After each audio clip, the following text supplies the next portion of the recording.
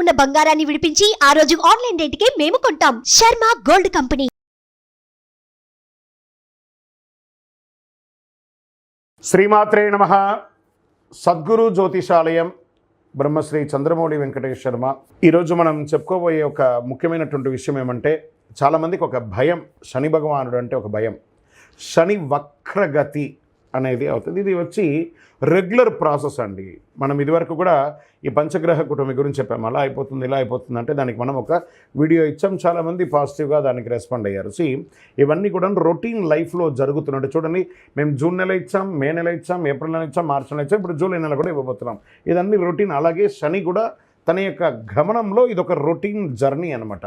శని వక్రగతి ఆ తిరోగమనాన్ని ఎలా చెప్తున్నా అంటే, జ్యోతిషాస్త్ర ప్రకారం కర్మ ప్రకారం ఫలితాలను ప్రసాదించేవాడు మరియు న్యాయాధిపతి అయినటువంటి వాడే శనేశ్వరుడు. శని ఈశ్వర శబ్దం కలిగిన వాడు. ఏ దేవుడికి కూడా ఈశ్వర శబ్దం రాలేదు, ఈయనకి మాత్రం శనేశ్వరుడు అని పేరు వచ్చింది. 30 సంవత్సరాల తర్వాత తన సొంత రాశి అయినటువంటి కుంభరాశిలో వక్ర నివృత్తిని పొందుతున్నారు ఈయన.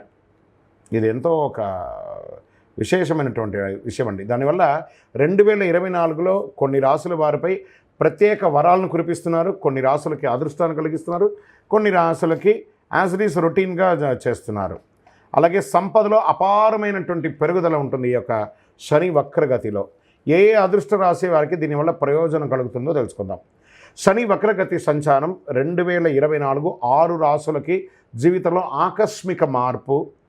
కుంభరాశిలో సంచరిస్తున్న శనిగ్రహం జూలై నుండి నవంబర్ వరకు ఎవరి జీవితంలో ఏ మార్పులు ఉన్నాయో కూడా చూద్దాం. శని 2.5 సంవత్సరాల పాటు రాశిలో ఉండి సంవత్సరానికి ఒక్కసారి సంచరిస్తారు. సూర్యుడు 5వ ఇంటిని శనిని సంక్రమించినప్పుడు వక్రాన్ని పొంది 9వ ఇంటికి సూర్యుడు వచ్చినప్పుడు వక్ర దోష నివృత్తి జరుగుతుంది. అంటే జూన్ 29న శని వక్రకాలం ప్రారంభమయ్యి నవంబర్ 15న ముగుస్తుంది. శని వక్ర సంచారం వలన ప్రభావితమైనటువంటి వారికి వక్రకాలంలో వ్యాపార సమస్యలు తగ్గుతాయి, ధన సమస్యలు తీరుతాయి, కష్టాల నుంచి బయటపడి వారికి ఉపశమనం కలుగుతుంది. నౌ ఆ లబ్ధి పొందేవాళ్ళు ఎవరనేది చూద్దాం. జ్యోతిషాస్త్రరీత్యా ద్వాదశ రాశుల్లో 7వ రాశి అయినటువంటి తులారాశి మిత్రులారా, మీరు చిత్తా నక్షత్రం 3, 4 పాదములు, స్వాతి నక్షత్రం 1, 2, 3, 4 పాదములు, విశాఖ నక్షత్రం 1, 2, 3 పాదాలకి జన్మించిన మీరు తులారాశి వారిగా పరిగణించబడుతున్నారు. ఈ జూలై నెల తులారాశి మిత్రులకి ఎలా ఉన్నాయి, శుభాశుభ ఫలితాలు ఎలా ఉన్నాయంటే, ఈ నెల మధ్యస్థంగా ఉంటుందని చెప్పొచ్చండి. గొప్పగా ఉండదు, మీకు కాస్త మధ్యస్థంగా ఉండే అవకాశాలు ఉన్నాయి. శుక్రుడు మీ 9వ ఇంట్లో కూర్చొని రాజయోగం వంటి ఫలితాలను ఇస్తున్నాడు. 11వ ఇంట అధిపతి అయినటువంటి సూర్యగ్రహం శుక్రగ్రహంతో కలిసి ఉంటారు. 11వ ఇంటికి అధిపతి అయినటువంటి సూర్యుడు కూడా వారితో ఉన్నారు. బుధుడు ఈ నెల ప్రారంభం నుండి 10వ ఇంట్లో ఉండడం వల్ల మీరు రాజయోగాన్ని పొందుతారు. మొదటి భాగం. శనిగ్రహం తిరోగమన స్థితిలో 5వ ఇంట్లో ఉంటాడు. కుజుడు ఈ నెల ప్రారంభంలో 7వ ఇంట్లో, కేతు 12వ ఇంట్లో, రాహు 6వ ఇంట్లో. గ్రహాలన్నీ ఇలా ఉన్నాయి. ఫస్ట్ ఉద్యోగులుగా తీసుకుంటాం. ఉద్యోగంలో మార్పులు ఉండవచ్చండి. ఈ నెలంతా కూడా మంచి చెడు మిశ్రమంగా ఉంటుంది తులారాశి వారికి. ఆ తక్కడే అంటారు కదా తుల, మీకు ఏది కరెక్టో దాన్ని మాత్రం ఇట్లా డౌన్ అప్ అండ్ డౌన్స్ ఉంటాయి. కాబట్టి దీన్ని మీరు ఏ రకంగా బేరీజ్ వేసుకుంటే ఆ రకంగా మంచిది. ఉద్యోగంలో మార్పులు తథ్యం. మీరు అనుకున్న ప్రమోషన్స్కి పెట్టుకున్నటువంటి అర్జీ కూడా ఆలోచనలో పడే అవకాశాలు ఉన్నాయి. ఒక సమయంలో గుర్తింపు పొందుతారు, ఒక సమయంలో రిజెక్ట్ అవుతూ ఉంటుంది. మీరు ఆశించిన పదోన్నతులు లభించవచ్చు, లభించకుండా పోవచ్చు. ఆర్థికంగా నెల ఖర్చులు చాలా హెచ్చు తగ్గులు ఉంటాయి. మాస ద్వితీయంలో మీ ఆర్థిక పరిస్థితి మెరుగుపడుతుంది. ఇందులో నెల ప్రారంభంలో ఇబ్బంది, నెల తర్వాత బాగుంటుంది. ఈ నెల అవి ఈ కామన్ గ్రహాలు ఎలా ప్రయాణం చేస్తే అలాగే ఉంటుందన్నమాట. నగదు ప్రవాహంతో పాటు అదృష్టానికి ఊహించిన అవకాశాలు మాస ద్వితీయంలో ఉంటుంది. పరిశ్రమ వ్యాపారం చేసే వాళ్ళకి, ఇండస్ట్రీస్ వారికి ఎక్కువ లాభాలు ఉండే అవకాశాలు ఉన్నాయి. మ్యానుఫ్యాక్చరింగ్ వాళ్ళకి, ప్రభుత్వ పర్మిషన్స్ కోసం ప్రయత్నం చేసే వాళ్ళకి, లైసెన్స్ కోసం ప్రయత్నం చేసేవారికి, కొత్తగా వ్యాపారాలు చేయాలనుకునే వాళ్ళకి విజయవంతంగా ఉండవు చెప్పచ్చు. నెలాఖరులో తోటి వ్యాపారం నుండి పరోక్ష పోటీ ఉండవచ్చే అవకాశాలు ఉన్నాయి. మీ యొక్క ఆర్థికమైనటువంటి ఇబ్బందులు, డెబిట్స్ మీద కొంచెం శ్రద్ధ వహించండి.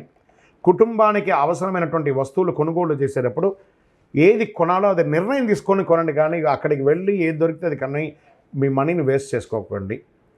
భార్యాభర్తల మధ్య అన్యోన్యత పెరుగుతుంది. సంతానం లేని వారికి సంతానం కలుగుతుంది. విడిపోయిన భార్యాభర్తలు మళ్ళీ కలుస్తారు. వివాహ ప్రయత్నాలు, నూతన వివాహ ప్రయత్నాలు కలిసి వచ్చే అవకాశాలు ఉన్నాయి. శుభకార్యాలు, ఇంట్లో గృహప్రవేశం, ఉపనయనాది, గృహప్రవేశాలు, వివాహాది ఇవన్నీ జరిగే అవకాశాలు కనబడుతున్నాయి. కొంతమంది విదేశాలకు వెళ్ళి స్థిరపడే అవకాశాలు ఉన్నాయి. అక్కడ స్థిరపడ్డ వాళ్ళు మీకు కావాల్సిన ఈ యొక్క పాస్పోర్ట్స్కి దాని ఏమంటారు వీసా కోసం రిజెక్ట్ అయిన వాళ్ళకి అందరికీ కూడా మళ్ళీ వీసా రెన్యువల్ అయ్యి మీరు చక్కగా వెళ్ళే అవకాశాలు ఉన్నాయి. ఏమండి, చాలామంది విదేశాల్లో ఉన్నవాళ్ళు ఉద్యోగం పోతున్నాయి, ఇక్కడ క్రైసిస్ ఉంది అని ఎంత ఆలోచించగలరు. అవన్నీ టెంపరవరీ, అన్నీ సెట్ అయిపోతుంది. మీ మైండ్ని పాజిటివ్గా ప్రోగ్రామ్ చేసుకోండి, అన్నీ సెట్ అయిపోతుంది. ఇంటి వనరులు పెంచుకుంటూ పోతారు. ఉద్యోగం చేసే మహిళలు, తర్వాత వ్యాపారం చేసే మహిళలకి ఇది ఒక మంచి సమయం కూడా చెప్పచ్చు. రాజకీయంగా పార్టీ ప్రత్యేక కార్యక్రమాలు పాల్గొనే అవకాశం ఉంటుంది. సభ్య సమాజంలోకి వెళ్తున్నారు, ప్రజాక్షేత్రంలో మాటలు కూడా పడే అవకాశం ఉంటుంది. ఎదుర్కోండి. ఎలా గెలుపు ఓటములు ఎలా ఉన్నాయో మాట పడేయడం కూడా అదే విధంగా ఉంటుంది. ఎదుర్కోవడానికి ప్రయత్నం చేయండి. షేర్ మార్కెట్ మిశ్రమం, జాగ్రత్త. మీడియా రంగం వారికి ఓకే అని చెప్పచ్చు. ఐటీ రంగం వారికి అయితే బాగా ప్రెషర్స్, స్ట్రెస్ అని కూడా చెప్పచ్చు. విద్యార్థులు చాలా కష్టపడి చదవాలి. కఠినమైనటువంటి పరీక్ష ఉంటుంది. దానివల్ల చాలా ఆలోచించాలి. మళ్ళీ ఆలోచించి చేయండి ఏ పని చేసినా. మళ్ళీ చెప్తున్నాను, అదృష్ట రోజు ఈ నెలంతా కూడాను జూలై 9వ తారీఖున బాగుంటుంది. అదృష్ట సంఖ్య 1, 9. చంద్రాష్టమం జూలై 2, 7, 2024 11 గంటల 14 నిమిషాలు ఉదయం నుండి 4వ తారీఖున 7వ నెల 2024 3 గంటల 58 నిమిషాలు. అంటే నెల ప్రారంభంలోనే ఈ నెల చంద్రాష్టమం ఉంటుంది. తర్వాత రెండవసారి కూడా వస్తుంది. 19/7/2024 4 గంటల 40 నిమిషాలకు ఉంటుంది. తర్వాత 31/7/2024 10 గంటల 15 నిమిషాలకు చంద్రాష్టమం ఈసారి 2 సారి వస్తుంది.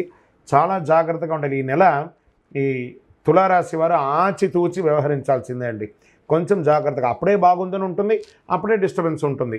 సో ఇప్పటికే మీరు గత కొన్ని ఏళ్ళుగా పడ్డటువంటి సమస్యలు అన్నిట్లోనూ మీరు బేరీజ్ వేసుకుంటున్నారు. నేను కరెక్ట్గా ఉన్నానా లేదా అని బాగా ఆలోచించి చేయండి.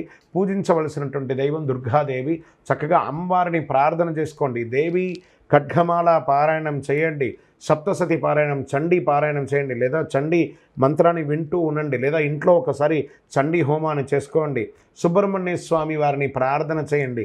కందర్ షష్ఠి కవచం అని ఉంటుంది, అది తమిళ్లో ఉంటుంది. అది వినండి. మనకు అర్థం కాకపోయినా పర్లేదు, వినండి. ఆ పాజిటివ్ ఎనర్జీ మీలోకి చాలా వస్తుంది. చాలా బాగా ఉంటారు. కరుంగాలి మాలను ధరించండి. ఆ చక్రాస్ అన్నీ యాక్టివేట్ అయ్యి ఆరోగ్యవంతులుగా ఉంటారు. చాలా బాగుంటారు. ఇంకనూ మీ యొక్క వ్యక్తిగతమైనటువంటి జాతకం తెలుసుకోవాలి అనుకుంటే మీ పరిసర ప్రాంతాల్లో ఉన్నటువంటి గురువులను సంప్రదించండి. లేదా మా ద్వారానే తెలుసుకోవాలనుకుంటున్నారా, ఈ కింద ఉన్నటువంటి మా నంబర్కి మీ date of birth, time of birth, place of birth WhatsApp చేయండి. Don't call. ఇంకను సకల దోషాలు తొలగి ఆనందంగా ఉండడానికి మీ పరిసర ప్రాంతాల్లో ఉన్నటువంటి దేవాలయంలో మీ వయస్సు ఎంత ఉందో, సపోజ్ నేను ఉదాహరణ చెప్తాను. మీ వయసు 30 ఉందనుకోండి, 30 ఒత్తులతో నువ్వుల నూనె. 50 ఉందనుకోండి, 50 ఒత్తులతో నూనె. ఇలా మీ వయస్సు ఎంత ఉందో అన్ని సంఖ్యతో ఒత్తులు వేసి నువ్వుల నూనె దీపం వెలిగించండి. విజయోస్తు. సుమన్ టీవీలో మీ పర్సనల్ అండ్ బిజినెస్ ప్రమోషన్స్ కోసం కింది నెంబర్కి కాంటాక్ట్ చేయండి.